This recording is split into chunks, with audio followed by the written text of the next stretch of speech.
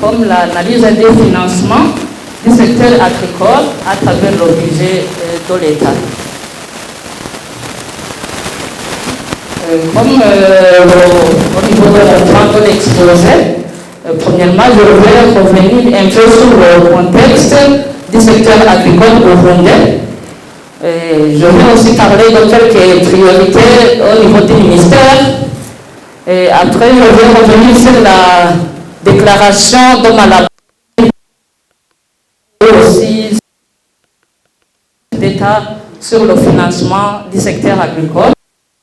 Je vais aussi revenir aux objectifs de la vision 2040-2060 dans le secteur agricole. C'est la vision du Burundi, pays 60. Après, je vais aller du sujet qui est le financement public du secteur agricole. Et après, je vais finir sur une petite conclusion. Alors, au niveau du contexte du secteur agricole, nous connaissons un peu le contexte. Alors, nous savons que le secteur agricole il contribue aussi à l'économie avec une prédominance de l'agriculture et de subsistance qui est très sensible aux conditions climatiques. Et qui m'a précédé dans l'exposé. Au niveau de cette agriculture, il y a 80% de la population vit de l'agriculture. Et au niveau du PND, il y a de la contribution du secteur agricole.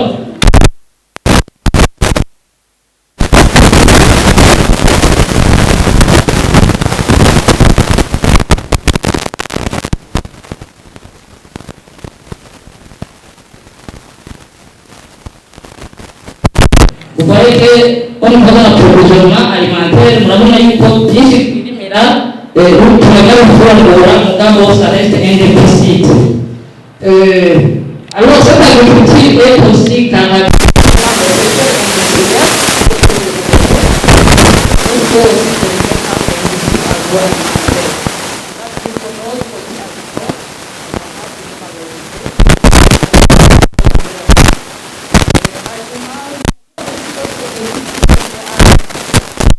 comme le manque d'équipement performant.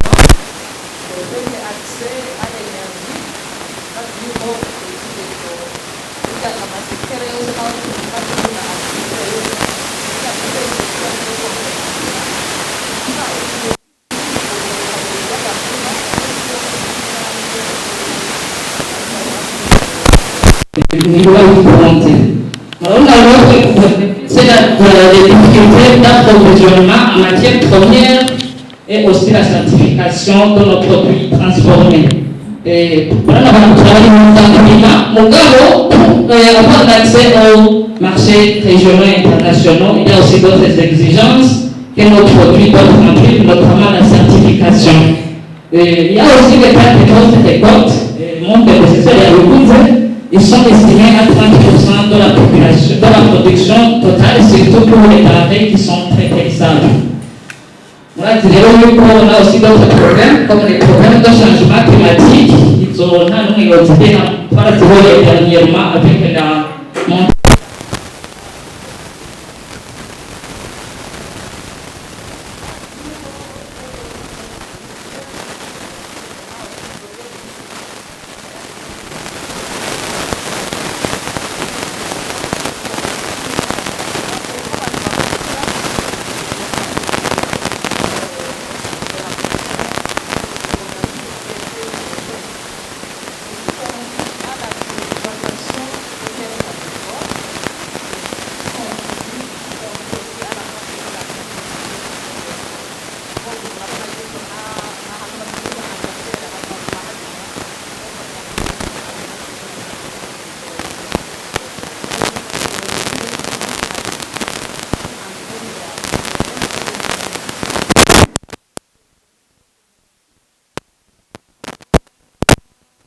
dépend fortement des saisons. Il y a amazi nk'uko umuhinga yabivuze amazi turayafise mugabo turindira la grâce du ciel, turindira yuko imvura igwa kugira abantu barime, kandi dufise inzuzi ziguma zitemba, mu kuvuga yuko uburimyi bwacu amazi turayaka gatemba alors que twategerezwa kuexploiter. Nous avons aussi l'insuffisance des intrants et équipements agricoles et des refages performants. Alors, tous les intrants, il faut comprendre les semences de qualité, il faut comprendre aussi les animaux d'élevage aussi de qualité, et il faut comprendre les équipements agricoles de qualité. Voilà, nous avons tukirimisha isuka tukimbuza amaboko, tout ça, ce sont les intrants. Hariho imiti y'ibiterwa, imiti y'ibitungwa, et tout ça, ce sont des intrants. Hanyuma turabona niyo yindi défi de la perte post-récolte due à l'insuffisance des infrastructures de conservation. Ico n'umuhinga yatangwe nawe nico nyene yakigarutseko.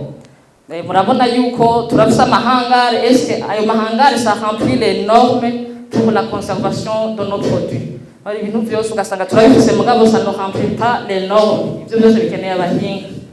Et l'autre problème, c'est la certification de nos produits agricoles. Mais aussi, à côté de ces défis, nous avons aussi d'autres avantages et des atouts qui peuvent aussi booster, contribuer à augmenter la production agricole. Et nous avons une grande diversité écologique. Et nous avons 5 régions naturelles où nous avons la possibilité de pratiquer une gamme variée de cultures. Il y a aussi une pluviométrie abondante permettant de faire 3 saisons agricoles par an. Et on a un réseau hydrographique très important. Et on a les gisements des roches calcaires, dolomitiques et phosphates. Ivyo umuhinga yabigarutseko nibaza ko ntokurirwa ndabisubira kubisigura. Nous avons aussi l'existence des marchés pour l'exportation. Murabona yuko baravuga ko ibintu byo mu Burundi bavuga ko biryoshe ababishoye hanze birakundwa, no kuvuga on a un marché pour l'exportation. On a aussi une main-d'œuvre qui est très abondante avec une population qui est trop jeune, à majorité jeune.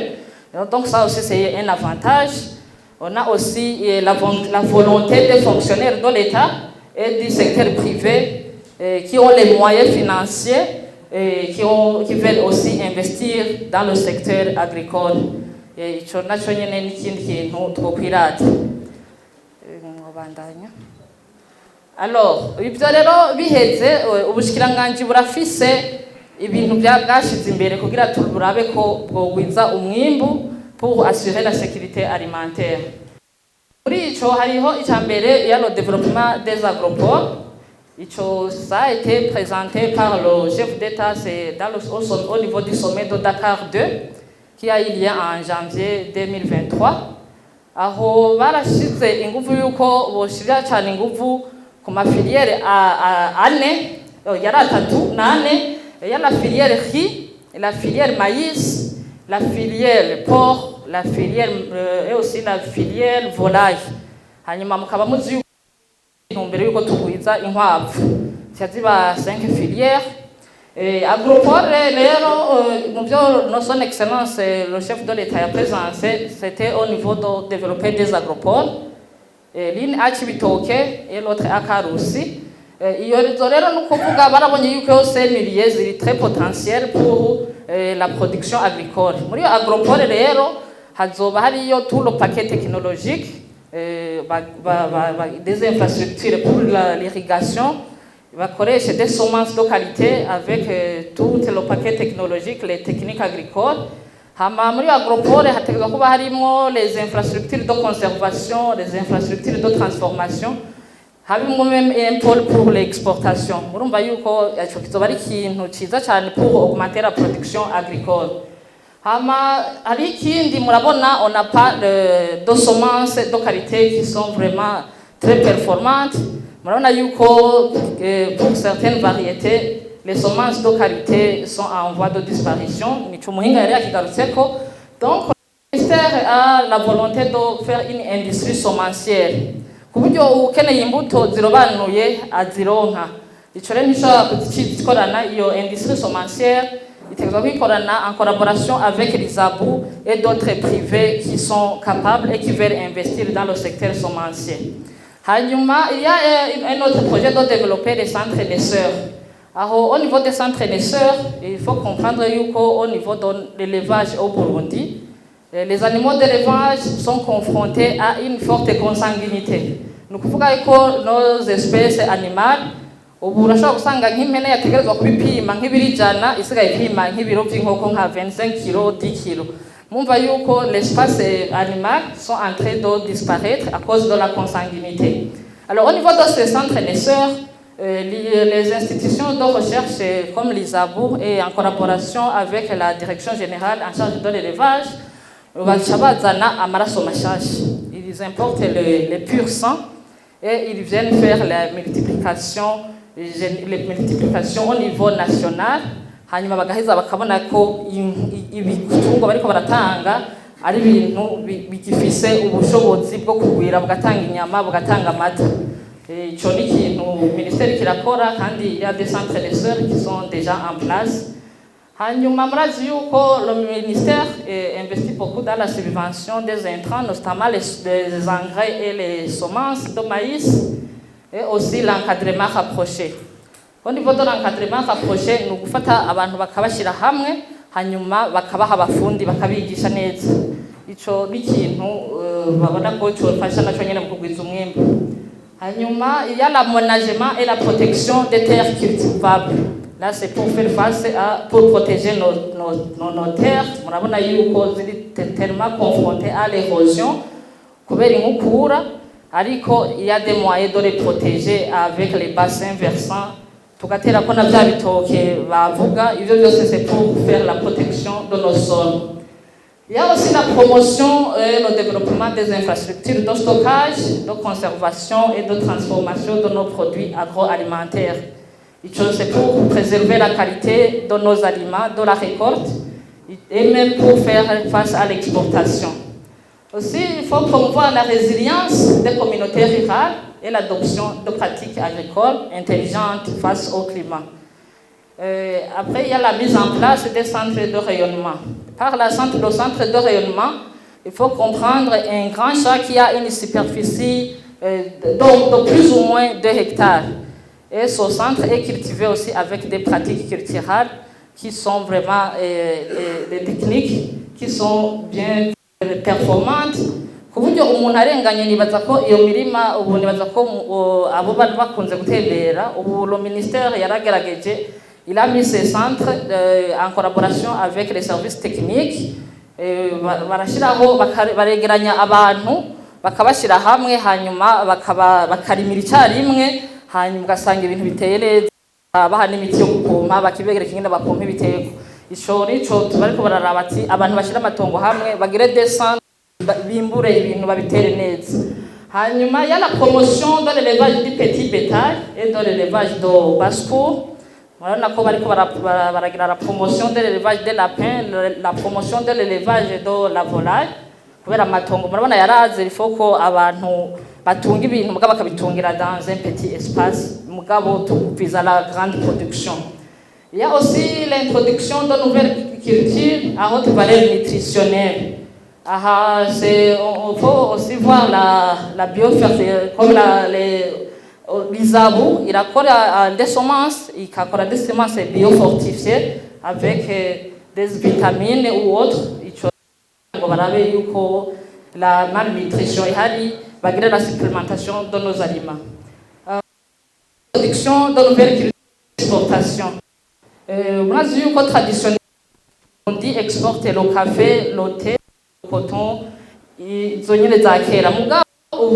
y a d'autres nouvelles cultures qui ont été promues par le ministère, et notamment le Morier n'izindi. Izo c'est kugira ngo turonka yandi madovize, turonka une diversité de sources de devises.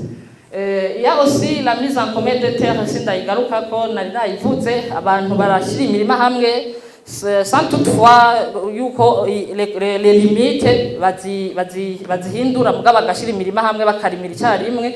Aho nukugira ngo umwe nyamwigendera ko ntari miri menshi nukugira abantu barime bafise bakurikiranwa neza. Hanyuma, avec les changements climatiques, il y a la promotion aussi des cultures en serre. Hariho nk'ibintu bashobora kurima mu maserre comme les cultures maraîchères n'ibindi même n'ibiraya. Aho no kugira no muci umuntu ashobora kurima c'est dans un milieu contrôlé. Le regroupement des agriculteurs en coopérative, ico ni ikintu ciza cyane murazi yuko ubu kubera abantu bafise amatongo mato, le gouvernement irakeneye yuko abantu baja hamwe hanyuma bakanigishanya muri coopérative. Umuntu ntiyiga kurima gusa ariga n'ubundi buhinga, ukiga mugafashanya no gufata ideni ko hari umuntu hareka kurima kubera yabuze ingene afata akadeni, muga muri hamwe bashobora gufata crédit agricole mugashobora kugira mayana pour développement irrigation. Tanguye murabona aya mu mitumba hariho amazi usanga yisesa, ariko amazi usanga yisesa. Ubu rero le ministère a cette volonté yo gufatanya aya mazi aguma yisesa ayakanalize kugira ngo ashobore no kudufasha pendant la saison sèche. Inyuma yayo n'aya mazi yo mu myonga barashobora le ministère iratanga kugira bayaduza nayo nyene aje gufasha dans l'irrigation. Ni ikintu bariko bashira ku nguvu cyane kugira ngo turime ama saison yose. Hanyuma ya no repeuplement à travers la chaîne de solidarité communautaire. Le professeur yakivuze ntamwe fait l'importation des animaux hanyuma bakaza barazihanahana uko zivyaye dans les coopératives. Ni de la pisciculture intégrée. Murana amazi turayafise mugani tuko turayakoresha. Ifo ko tugwiza n'ifi kugira ngo turonke ni succès de. Alors, dans le vif du sujet, où on va parler du financement du secteur agricole, mais je vais revenir sur la déclaration de Malabo de juin 2014. Et au niveau de cette déclaration, les chefs d'État et de gouvernement de l'Union africaine sont réunis à Malabo, c'était en juin 2014, c'est en Guinée équatoriale. Et ils ont vu qu'au niveau de l'Afrique, ibihugu bya Afrika byose burya ingorane usanga zihakwa kumera cyo kimwe. Rero bararavye basanga ibihugu uburimyi ntibuteye imbere, ariko nitwashobora kubuteza imbere ufise la souveraineté alimentaire niho ushobora kuvuga uti uri igihugu cifashe. Alors le gouvernement ils ont fait un engagement envers ces principes. Parmi les 7 principes, le deuxième engagement parlait sur le financement du secteur agricole.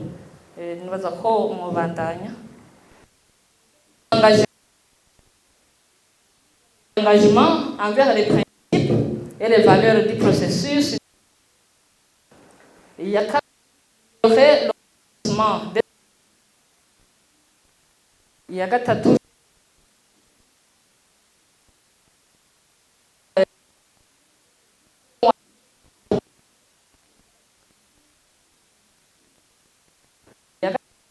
le commerce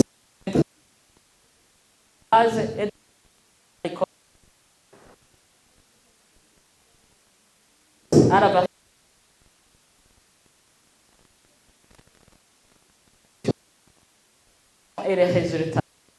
Izongera sinokwirwa ndazigarukako kuraba muga murabona yuko izo nyangaje les chefs d'État bihaye kandi iyi déclaration labo iri no kuvuga on a à atteindre mugabo umuntu agikura byose ils n'ont pas accessible. Alors twobandanya kukituraba au niveau du deuxième engagement.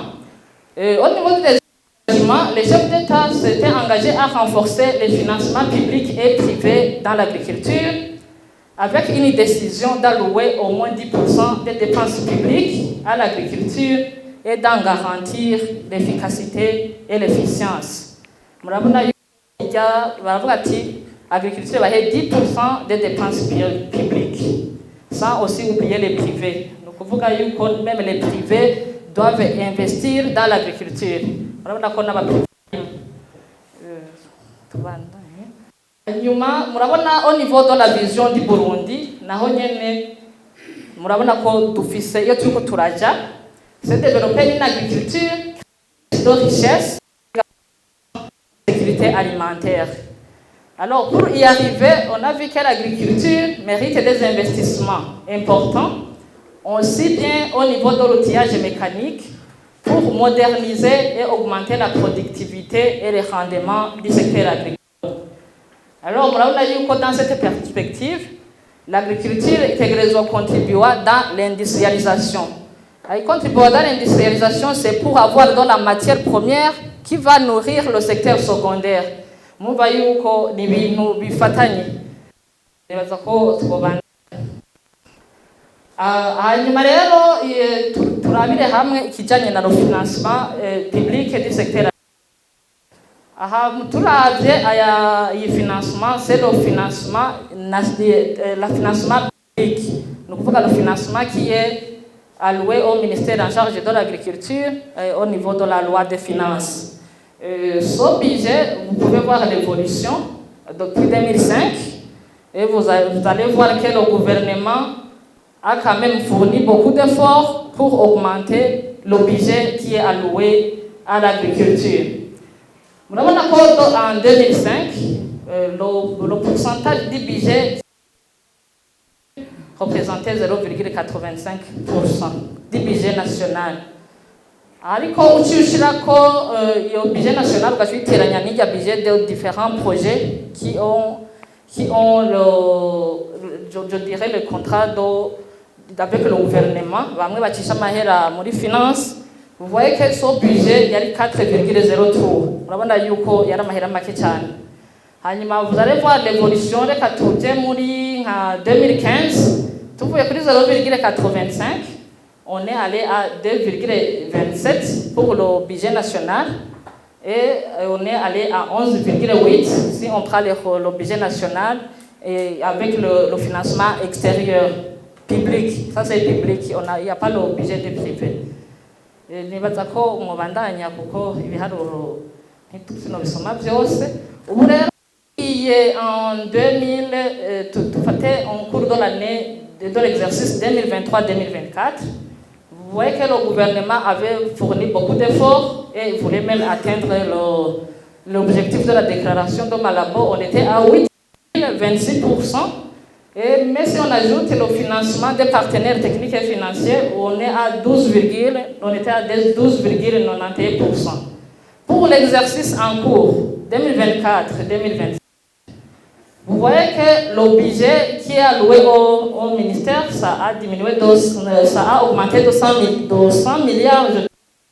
Mais si on compare avec le pourcentage, parce que le gouvernement a augmenté aussi le budget qui est alloué à d'autres secteurs, vous voyez que ça devient à 6,59%. Mais si on met aussi le budget des partenaires, ça revient à 11,73%. Parce qu'il y a des projets qui étaient en cours l'année passée, mais qui sont déjà terminés. Alors, c'est ça l'évolution du financement agricole. Moi, j'ai tiré depuis 2005. Oui. Quelles sont alors d'autres actions majeures qui sont entreprises par le gouvernement pour le financement du secteur agricole? Vous voyez que le financement octroie 500 millions. Je ne me rappelle pas bien les chiffres, mais je crois que c'est 500 millions pour le développement du secteur agricole, principalement pour financer les coopératives collinaires. Je ne sais pas si je ne me suis pas trompé des chiffres, mais ça doit être 500 millions. Au niveau de ces coopératives collinaires, les principales activités qui sont exercées, ce sont les travaux en rapport avec l'agriculture et l'élevage. On a aussi d'autres appuis budgétaires de l'État. Vous voyez qu'il y a le PAEJ, le programme d'autonomisation économique et d'emploi des jeunes, le PAEJ. Jusqu'à maintenant, le PAEJ a déjà financé 2900 projets dans le domaine agro-pastoral. Le PAEJ a aussi également mis en place 2 centres de sœurs. L'un pour Saint à Diegua, c'est en Ngozi, et l'autre de la paix à Tibitoke. Le PAEJ a également mis en place des serres agricoles. Vous voyez qu'à côté du budget qui est alloué au Minéagri, il y a aussi d'autres investissements qui passent par d'autres secteurs, mais qui sont financés par le budget général de l'État.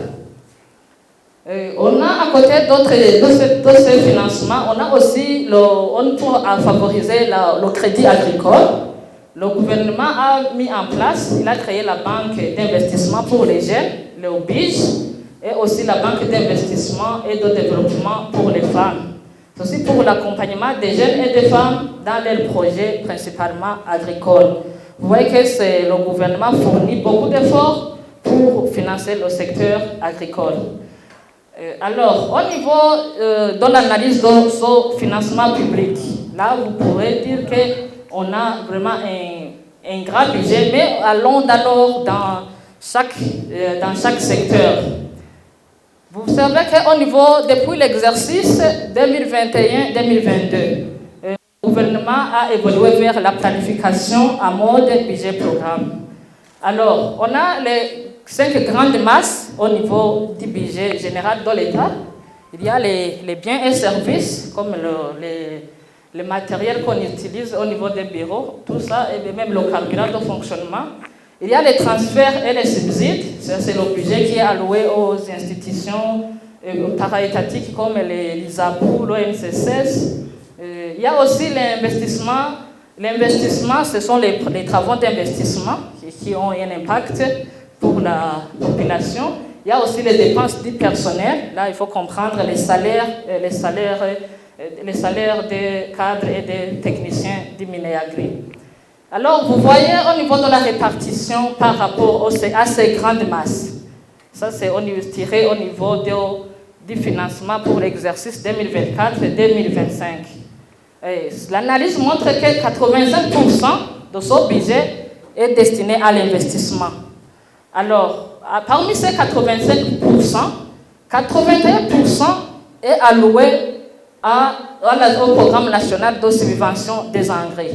Vous comprendrez que le gros du budget pour l'investissement, ça revient à la subvention des engrais minéraux. Donc, beaucoup d'efforts restent à fournir, notamment pour la gestion de l'eau, pour l'irrigation, notamment pour la multiplication des semences. Vous voyez que, notamment aussi pour le développement de l'élevage, vous voyez que le gros du budget d'investissement va dans la subvention des engrais. Ça, c'est pour analyser comment le budget fonctionne.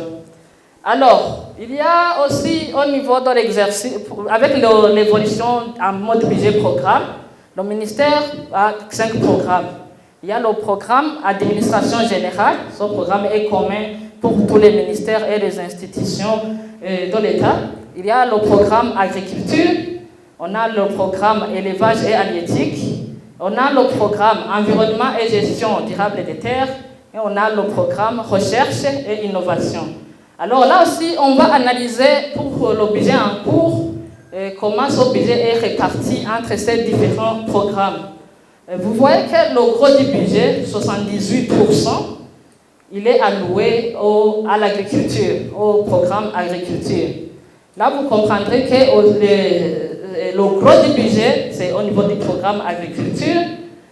L'élevage ne représente que 2% du budget. L'environnement et la gestion des terres représentent 5% du budget. La recherche et l'innovation, ça c'est, il faut comprendre l'ISAPU qui est chargé de la disponibilisation des semences de qualité. Le budget représente 4%.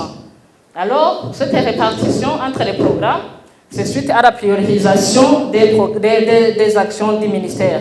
Vous voyez que comme les besoins sont illimités, mais vous savez que le budget est toujours limité. Les besoins sont illimités, mais le budget est toujours limité. Et il faut alors partir de la priorisation. Je peux dire que l'analyse peut s'arrêter pour l'exercice en cours. On peut évoluer. Alors, je peux passer directement à la conclusion. Et pour la conclusion, on voit que le budget alloué au secteur agricole connaît une augmentation au fil des années, ça vous l'avez constaté avec moi. Et ceci montre l'effort que le gouvernement met en place pour développer ce secteur.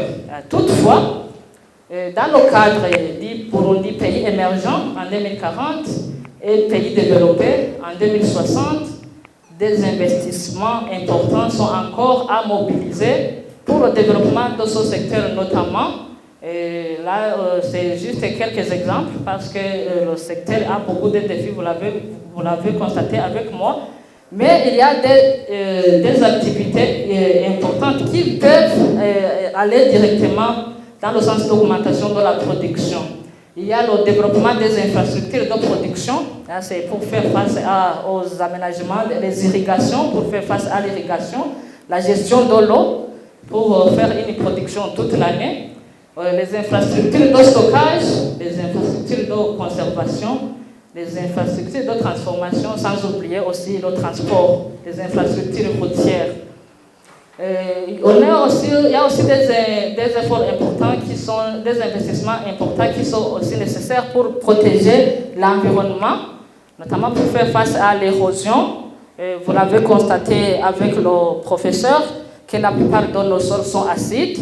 Si nos terres ne sont pas protégées, c'est que même tous les efforts que le gouvernement veut mettre en place, il y a l'érosion qui viendra prendre toute la richesse du sol. Il faut aussi faire un effort pour la disponibilisation des intrants de qualité pour toutes les filières agricoles, les filières animales, mais aussi les filières halieutiques, c'est le poisson.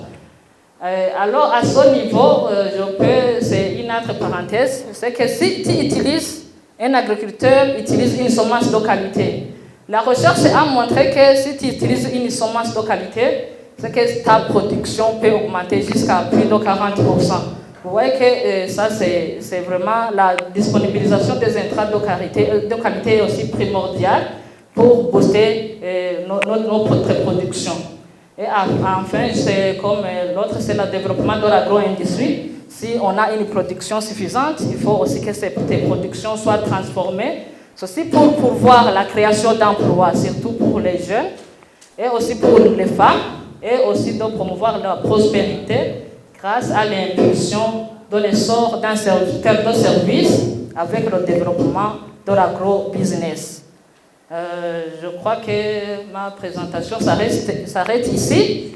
Donc, il faut investir davantage dans le secteur agricole pour assurer la sécurité alimentaire, la souveraineté alimentaire, mais aussi la résilience du Burundi. Je vous remercie.